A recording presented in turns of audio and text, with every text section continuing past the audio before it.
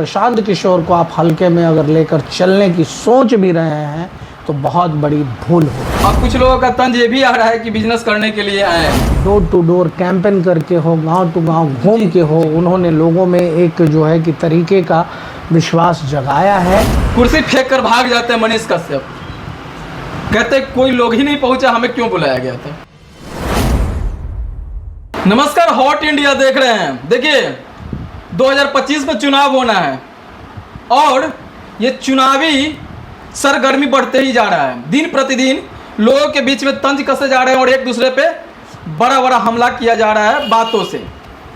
अब बहुत सारे दल जो कि अपने अपने पार्टियों में जो उनका लड़ाने वाले हैं, जिन जिन स्थानों से, सभी को सक्रिय कर रहे हैं और थोड़ा ही दिन बचा हुआ है चुनाव का और सभी पार्टी ज़बरदस्त मुकाबला देने के लिए खड़े हैं। उस खड़े होने के बीच में एक और पार्टी का नाम आता है जनसुराज पार्टी, जिनका करता धरता है प्रशांत किशोर पीके। क्या लगता है प्रशांत किशोर 243 सीटों पे चुनाव लड़ेंगे और कितने लोगों को शिकस्त करेंगे, शिकंजा कसेंगे और किन किन पार्टियों को लेकर उनका दबदबा रहेगा, वो देखना दिलचस्प होगा। हमारे साथ भैया सबसे पहले तो आपका स्वागत है। क्या लगता है प्रशांत किशोर का पार्टी इस बार कितना हद तक कार्यरत रहेंगे और कितने लोगों को ये ऐसे शिकंजा देंगे? देखिए, बहुत बहुत धन्यवाद और हमारे दर्शकों को बताना चाहूँगा कि आप प्रशांत किशोर को कमतर मान के ना चले जी। उनको ना पक्ष मान के चले ना विपक्ष मान के चले। बिहार की राजनीतिक हवा में एक नया तूफान खड़ा हो गया है।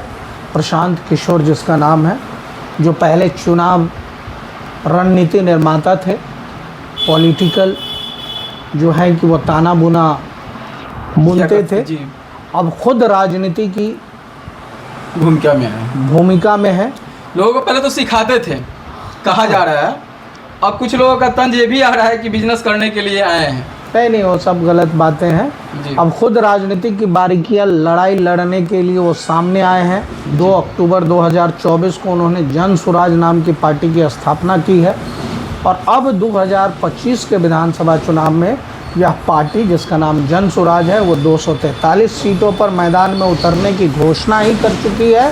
साथ ही साथ उनका कैडर, उनकी जो टीम और उनके जो प्रत्याशी हैं वो अपने अपने विधानसभा क्षेत्रों में जो है कि पूरे सजग रूप से, क्रमठ रूप से वो जो है कि अपना चुनाव में जो है कि पूरा प्रदर्शन करने को तैयार है। और आई होप सो कि जितनी पक्ष की पार्टियां और जितनी विपक्ष की पार्टियां सजग नहीं हैं, उससे कहीं ज़्यादा जनसुराज के कैंडिडेट्स अपने अपने क्षेत्रों में मेहनत कर रहे हैं, क्योंकि उनके लिए ये पहला चुनाव है और उनकी चुनाव लड़वाने वाले जो हैं उनके पास चुनाव लड़वाने का विशेष अनुभव है। उन्होंने वैसे ही कैंडिडेट्स को खोजा होगा जो इन लोगों को कड़ी टक्कर दे सके। कल होके क्या होगा ये देखने लायक होगा, लेकिन प्रशांत किशोर को आप हल्के में अगर लेकर चलने की सोच भी रहे हैं तो बहुत बड़ी भूल होगी।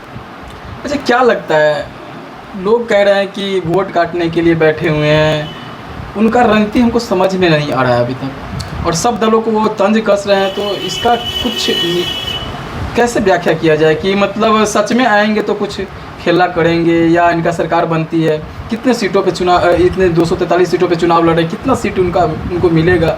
आंकड़ा आप लगा सकते हैं? देखिए, बिल्कुल आंकड़ा लगा सकते हैं। प्रशांत किशोर जिस व्यक्ति विशेष का नाम है वो बिहार का ही बंदा है और प्रशांत किशोर का जन्म बिहार के रोहतास जिले के सासाराम के निकट कोनार गांव में हुआ था।